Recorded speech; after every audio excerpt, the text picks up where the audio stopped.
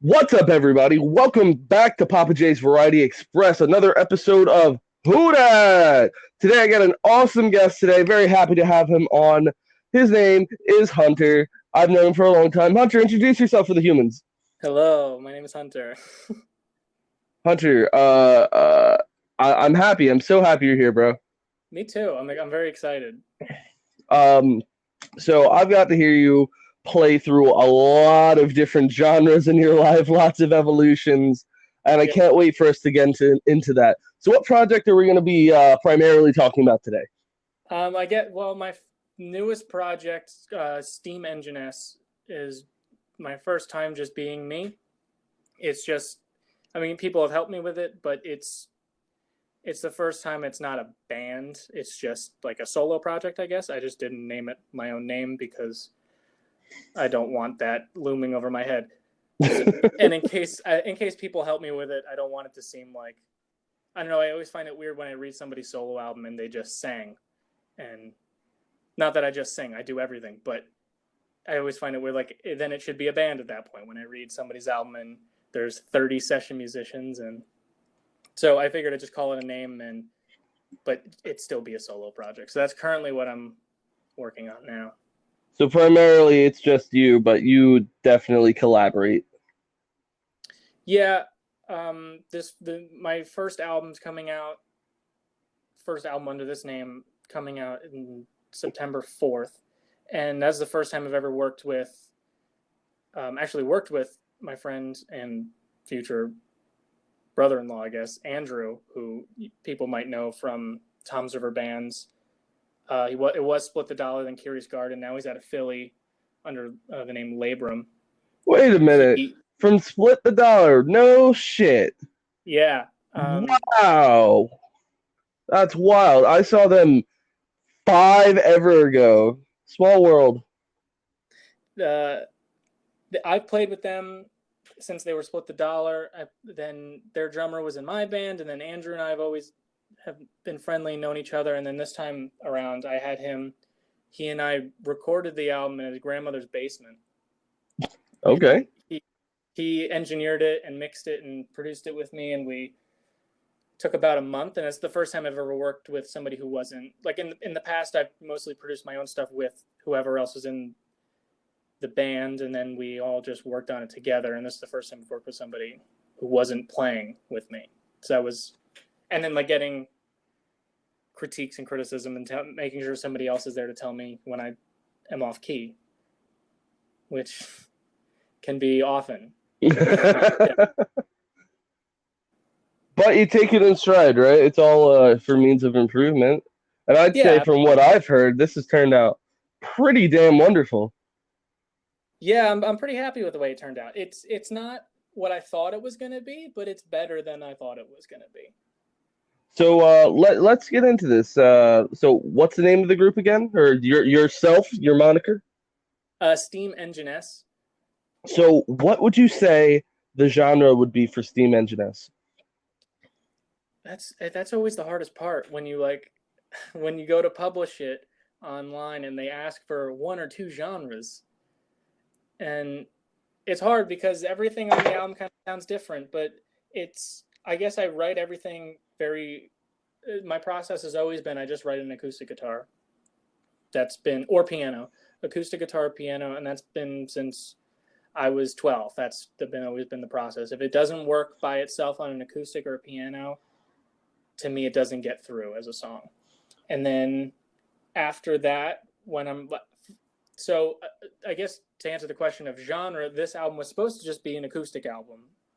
I guess people would consider that folk now, but I have a different definition of folk, but we'll go with that definition. And then it turned into like there's some electronic elements and there's a lot of strings, and so my like classical ear comes in a bit there. I want a lot of strings on it, and there's some drum machines that have some sound very 70s drum machines. There's some automated hip hop sounding drum machines, and so I guess it's just a weird alternative record, I guess, but it's kind of low key. I want to classify Steam Engine S as pretty music. That's it. Okay, that's very nice of you. Thank you. Oh, dude, of course. So you've talked about doing this since you were 12, right? Making Yeah, tunes. Holy balls, man, that's a long time. How old are you now? 24. Old ass. So you've doubled So, your time.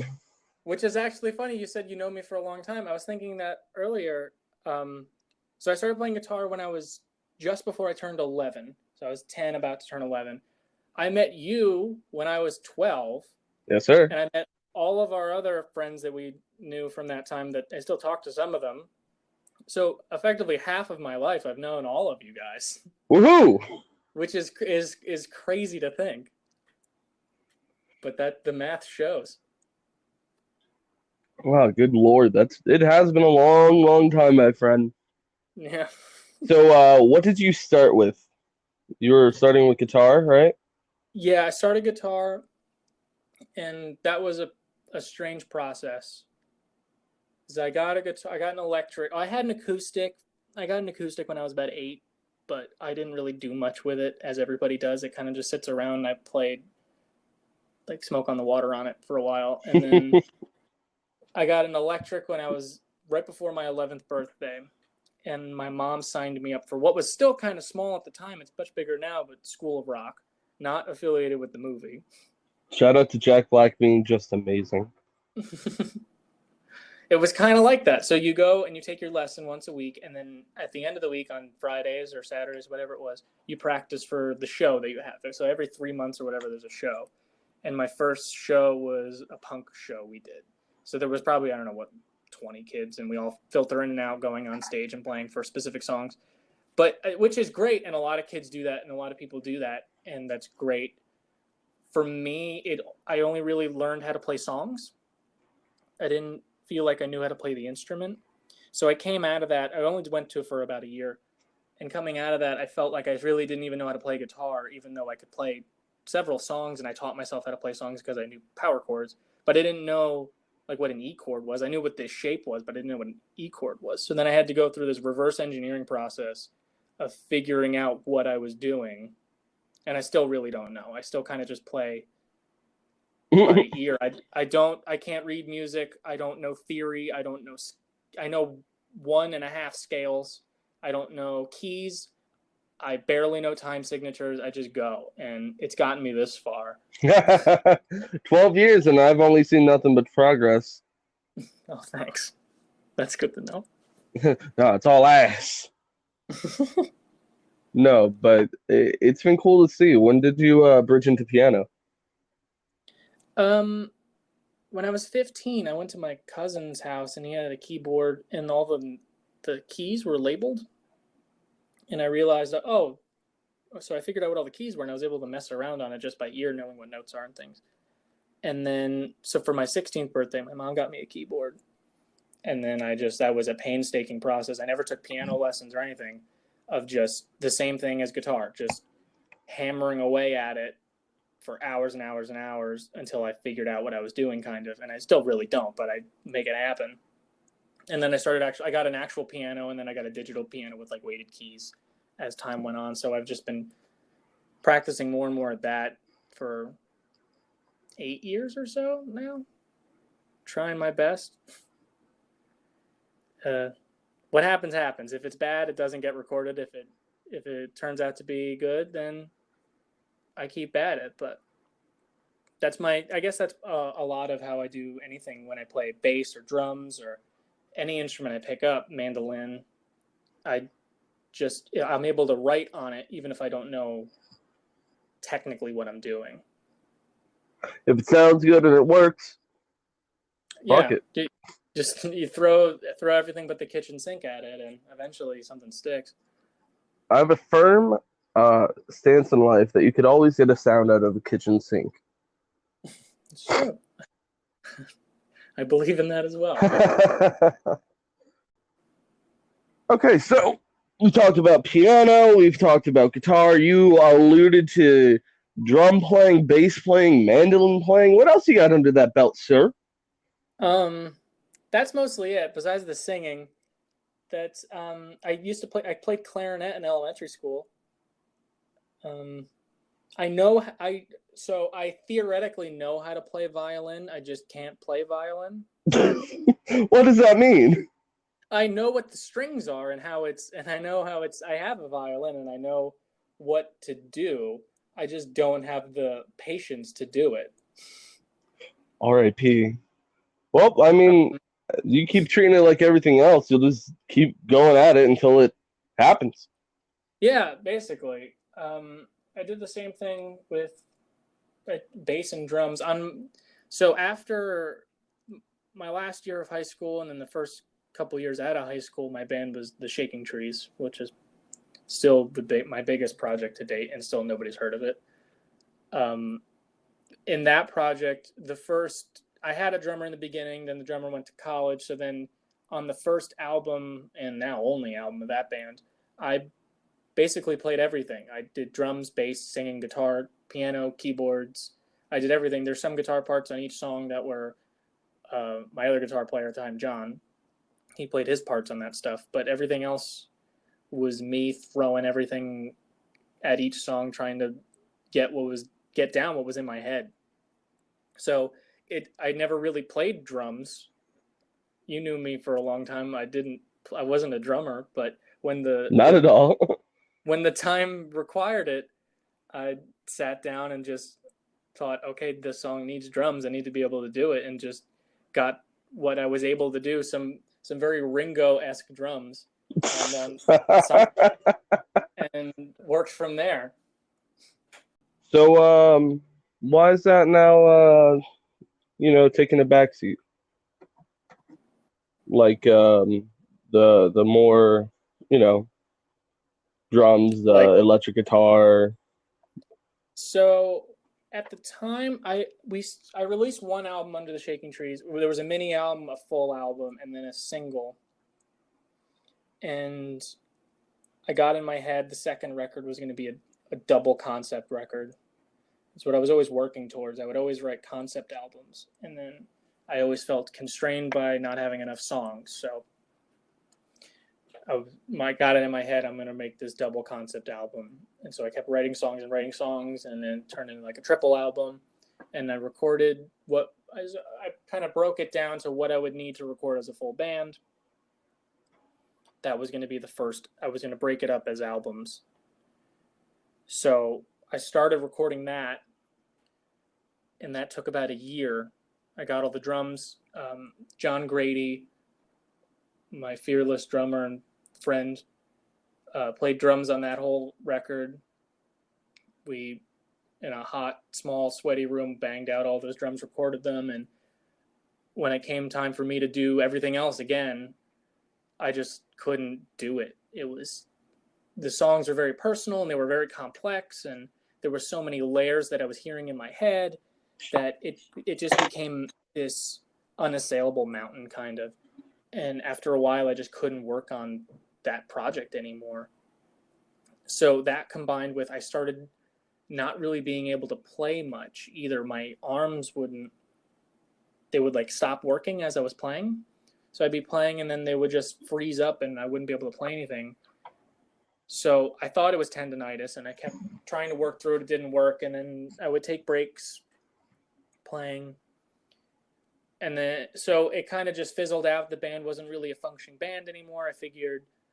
Then I had one last show. That was the beginning of this year. It was in January. Excellent show. I think that might have been one of the last shows that I was able to see. I think I went to one other big show after, but I think that was my last two. Jeez. World's weird. Thank you, Corona. Yeah. But so at that show, I wore long sleeves because under my long sleeves, I had these compression sleeves to try and help myself playing, because it was agony playing, but I wanted to do it, and I wouldn't settle for other people playing my leads or anything. So I put on compression sleeves and I did it. And then now, as it gone on from then, I've gone to see some doctors and things. I don't believe it's tendonitis. There was, not to go into a whole medical thing, but I had a possible slight nerve issue, or it could be tendonitis, or it could be overuse, or there's a lot of unanswered. about that.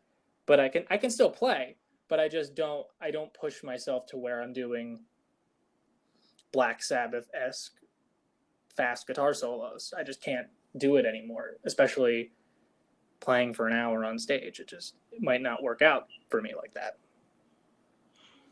Yeah, and at the end of the day, your transition over into like Stream Engine S has been a really cool one because it's like, I wouldn't say it's a change, it's just an evolution into the artist.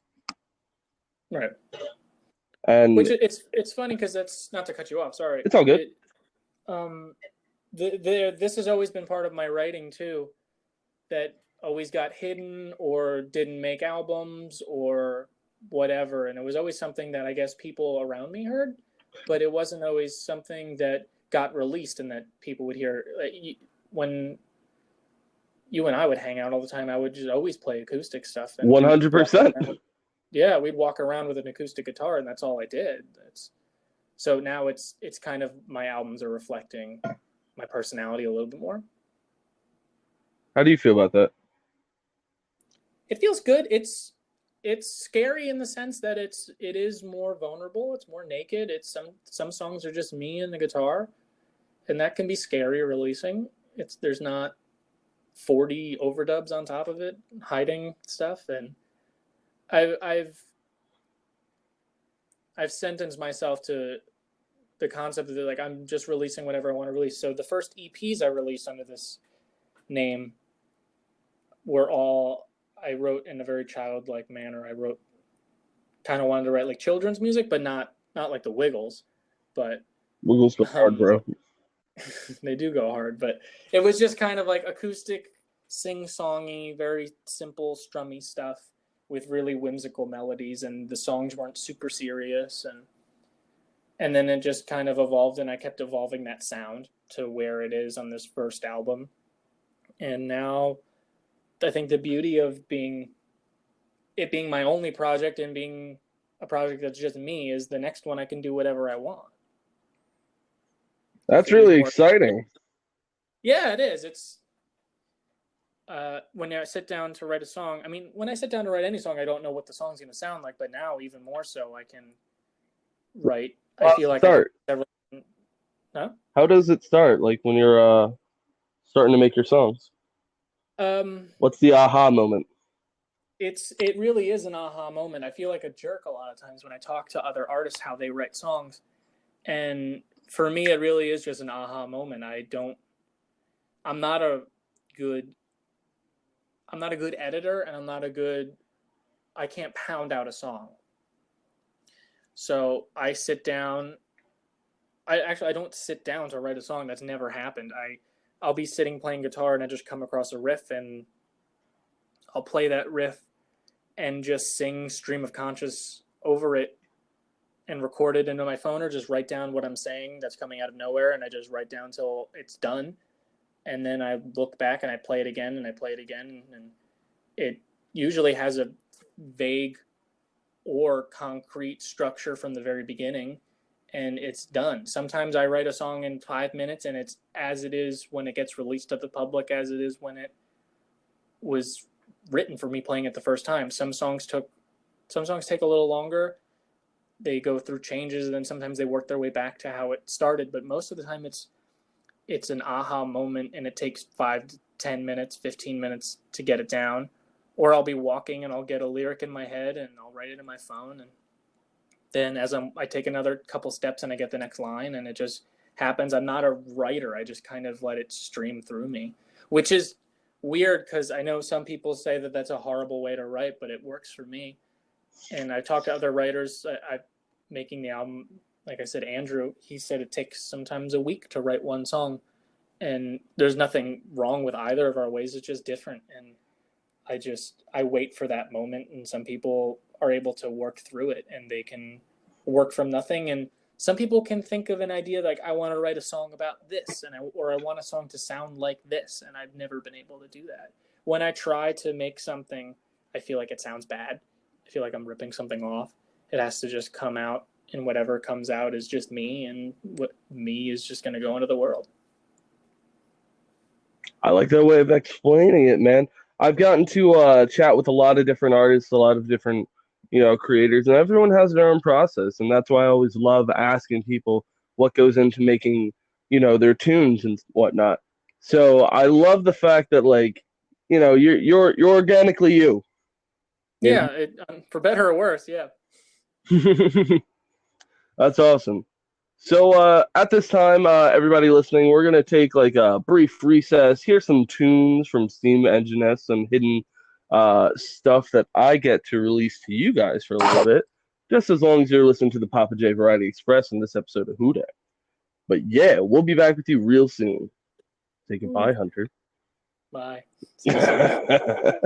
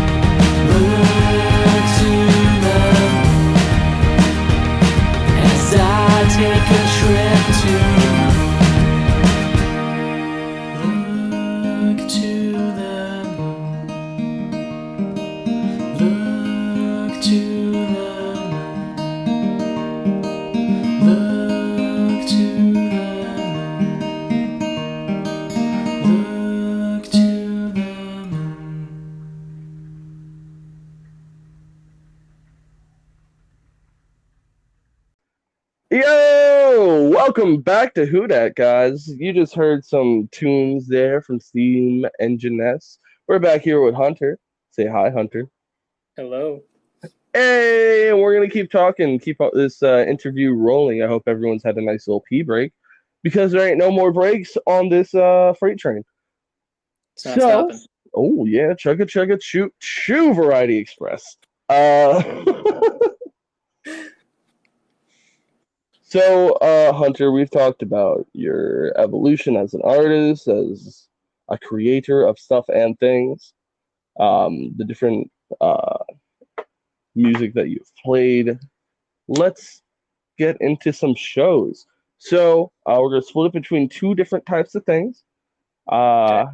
One half is going to be shows you've seen. The other half is going to be shows you've done.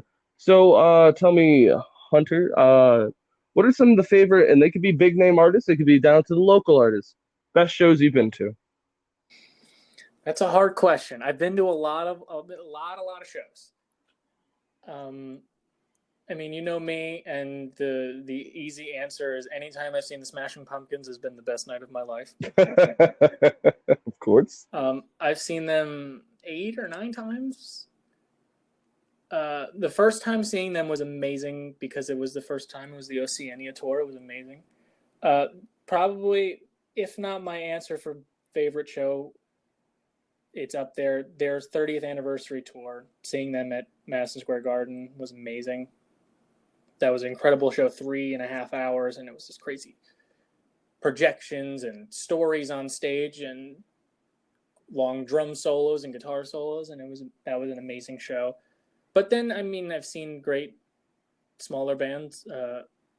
Oh well, maybe if that Pumpkin show wasn't my favorite, I went to Montreal to see Arcade Fire, which is my second favorite band. I love A great Arcade Fire. band.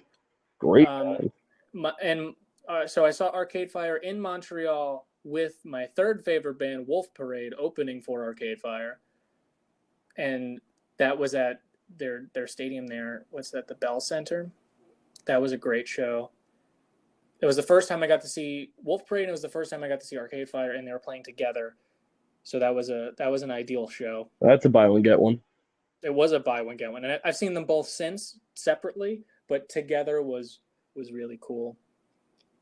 I've seen a lot of people. I've seen a lot of people I didn't even want to see. You go to a show or go to a festival and there's a lot of bands. I've seen Offspring twice. I don't even like them. Well, forget Sorry, you, man. Offspring fans, but that's me. You're lucky. I love that band. Not saying they're bad, just saying not my bag. But I've seen them twice.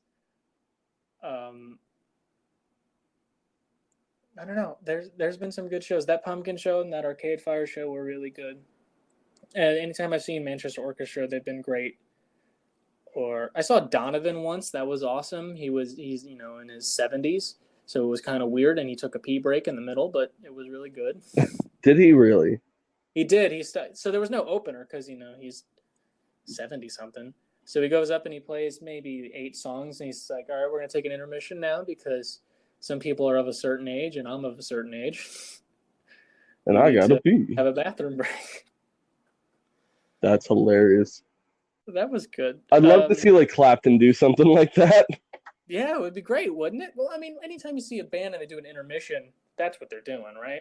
Have you seen any local bands? Most local bands I've seen are usually when I play shows and it's bands I'm playing with. I'm just kind of lazy and I don't really go to local shows, even though I should, because people go to my shows. So that being said, I will plug the people I do know and like. That's fine, man. We could transition this into shows you've played and talking about the great artists you've performed with. Yeah, I mean, anytime. I always liked seeing Andrew play when it was either Split the Dollar or Curious Garden. I've not seen Labrum play, but I was friends with that whole band, and I played many shows with them, and I knew their whole set basically towards the end of their career. And we had shared a drummer at one point. I played with at shows with Career Opportunities, if anybody doesn't know, and Matt has played drums in my band for a show as well. So that was cool. They're great guys. And their shows are nuts. I mean, you've seen them. They're It's a wild time. Yeah. Who else what other local bands have I seen? I haven't seen Tom yet play, Peach Creek. I've not seen Peach Creek play. Shout out to Peach Creek. Woohoo! I probably need to get out and see them at some point. Oh, it's a great time. Is it good? I'm glad. Yeah. I don't. What are they called now? All Dogs Go to Heaven, Trust Fall, Barefooted Voodoo Brothers. Insert name here featuring Nick The Pissari. Absolutely. Nick Pissari and Evan Ganella. Anytime they play, they're crazy up there. Nick and Evan have both were in the Shaking Trees at some point or another. Played many shows with them. I remember when they started. I think we were both at their first show at Central. Oh my God, yes. That's crazy. It's crazy to see because we've seen a lot of local bands that started out like that and then are still playing, which is nuts. Like Nick, we used to see the Wittigs play all the time with Space Time, and they were in my band, and we played a lot with Space Time, and yeah, there was a big scene in our high school, surprisingly. Yeah, we were lucky. We had a lot of bands and a lot of decent bands, honestly. Yeah, and what was always funny is that I was always the odd man out. It was always punk and math rock bands, and I was over there doing whatever I was doing. Or we'd come out with Tenacious D. Or we'd come out with acoustic Tenacious D covers. So I was always, I guess, fighting to be in whatever scene I was in. Oh man. So where would you say are some of your favorite places to have played? Let's see. The Brighton, I played there a million times. It's fine. I played a really cool show at the Saint. Played there. I opened for this German band. Oh, that was weird. But we played a good show. That was fun. Playing shows was always weird for me because I would always get on bills of bands that I didn't belong with because my band would always cover such weird ground where in the Shaking Trees we played heavy music and we played really quiet music. So either we'd be playing the acoustic night and we'd have to steer our set to our lighter songs and not be playing heavier songs, or we'd end up playing with weird 80s metal revival music and then we're playing weird sad goth songs. So it was always a fight at shows as to what was going on when it was concerned to my band. So that was always strange. Playing Cool Beans and Mean Bean every week for a while, or was it every month? Those open mics were fun. oh man, do I miss open mics? What a good time. Those are a slog when you're doing them every week. You lose track as to what week it is. Oh yeah, no, dude, trust me. I used to go to the Cafe Enigma, Mean Bean ones, almost every single week, and like Groundhog Day. yeah, for real. And I would just forget what like time period I'm in. Like, what's my schedule for work today? That's the part I need to know. That is the part you need to know. That you can never forget that. Absolutely not. Oh, go on. My last Shaking Tree show was really good. You were there. Tom was there. Got to be loud one last time. That was fun. It was a really good time, good reception, like good reunion of people I've seen perform and come to see you perform throughout the years. I felt it was a good stamp for the end. That is true. It was like a weird memorial in a way. It was everybody we've ever known was kind of there, and it was very. It was like a funeral. Everyone was wearing Shaking Tree shirts, and they were all black. It was like kind of like the black armband at a funeral. But I'd say we got not so much a funeral, but a moment of rebirth, and that's where we are with Steam Engine S. That's fair. That's a fair assessment. So we've talked about a lot today, my friend. Let's talk about some of your mediums where people can find your stuff or potentially get merchandise. Sure. So right now, the only thing that's up currently is a compilation album I have out called Love and Ribbons, which is on Bandcamp. And that's a compilation of a couple EPs and singles and unreleased stuff I had done. The first album under Steam Engine is coming out September 4th. That will be on Bandcamp, Spotify, Amazon, iTunes, all of the sites. That album is going to be called The Will and the Word. No merch as of yet. There's no shirts or buttons or anything. I still have a backlog of Shaking Trees merch I purchased very early in our career that we were never able to get rid of, so I'm very wary of that now. There will be shirts and merch when there is a demand for it. That being said, people could still get Shaking Tree stuff. I still have some, yeah. If people really wanted it, they can message me. It'd be free. You can have it. To anyone listening, think about that. Free merchandise. When do you ever get anything for free? Hit up Hunter. That's true. I don't even know if Shaking Trees is still up on streaming services. If it is, Shaking Trees, that album was called Murmuration. We had a single called Blue. I don't think that's up anymore. But I have hard copies of all that stuff, so if anybody wants that stuff, they can message me as well. On what? I have CDs of that stuff. Where can they message you? Instagram under my name, just Hunter Guzenski, or you can go on the Steam Engine S Instagram, which is just Steam Engine S, or Twitter, same thing, Facebook, same thing, all the sites, All the medias. Find his Tumblr. Find my Tumblr. I tumble. I tumble. So, wow. So, people, Bandcamp, SoundCloud, Spotify, Amazon in the future. When you're hearing this, you'll be just mere days from getting to hear this new album coming out of the Steam Engine S vault. So, Hunter, we're going to wind down now. We're going to start to relax and take it a little bit easier. We're going to get a little bit into our thoughts and feelings. Okay. So let's give the youth of the world, the ones who are going to get started in playing a musical instrument, starting to write their own poetry, or even get into art. What do you have to say to them?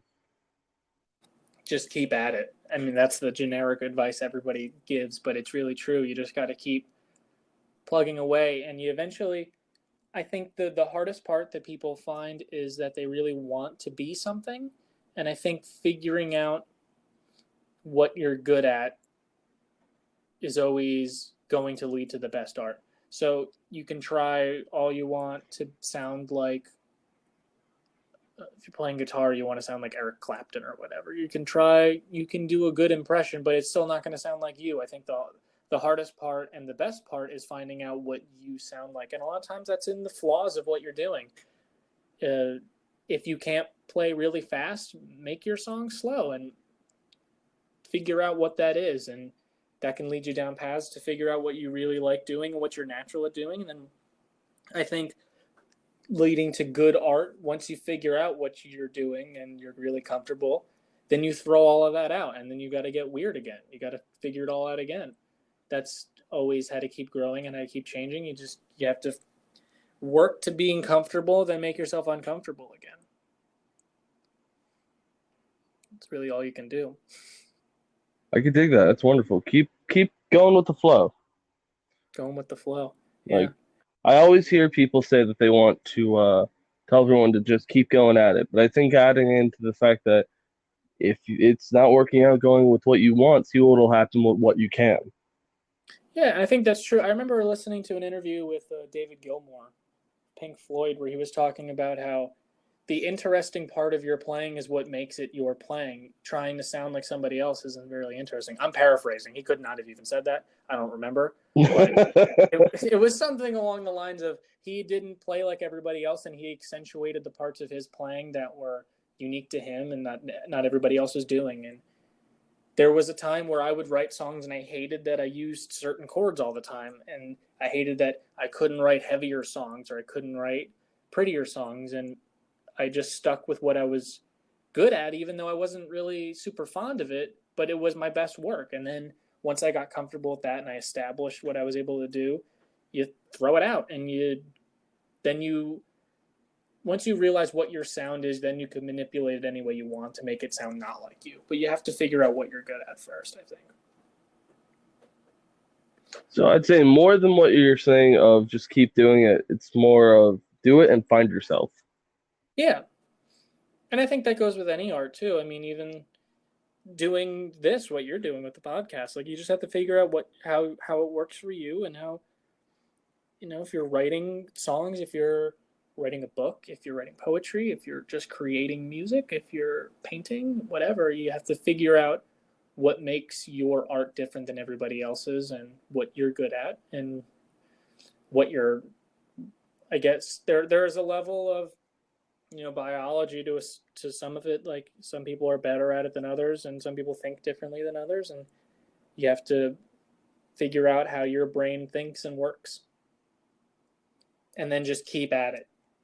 Never sleep, never stop, keep doing it. Excellent words coming from Mr. Hunter Guzenski. That's gonna be it for today's interview. I think with this good long talk with my friend here, we've learned who that is, and that is Hunter Guzenski of Steam Engine S. Hunter, did you have a good time? I did. I had a fun time. Right on. So, any last words for them? You could give them. If not, you could say goodbye. Yeah, just if anybody listens to this and wants to know more about me or listen to my music, you're welcome to. That's cool. If you don't, that's cool too. I had fun being on. I hope you listen to Jordan's next episode. Hell yeah. Thank you. And thank you, listeners. And thank you, everybody who's made it this far in the episode. Of course, I am so happy for anyone that actually does go start to finish with any one of these episodes. From the bottom of my heart, I do love that you people want to support me, because I genuinely want to give you something worth listening to. And speaking of something worth listening to, we're going to debut a song from the new album. Hunter, what's the new song? It's called Sinedra. And you guys are going to hear it right now. Thank you for listening to WhoDat on Papa J's Variety Express. Peace!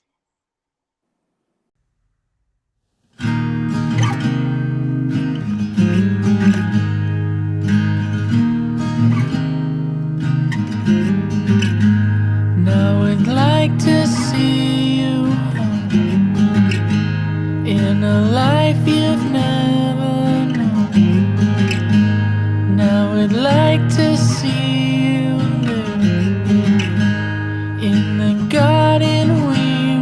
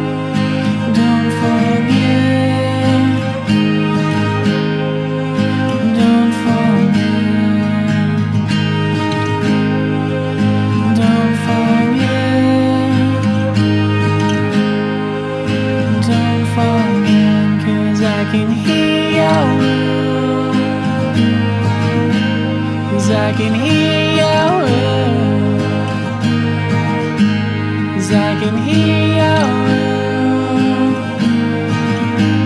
And I'm not willing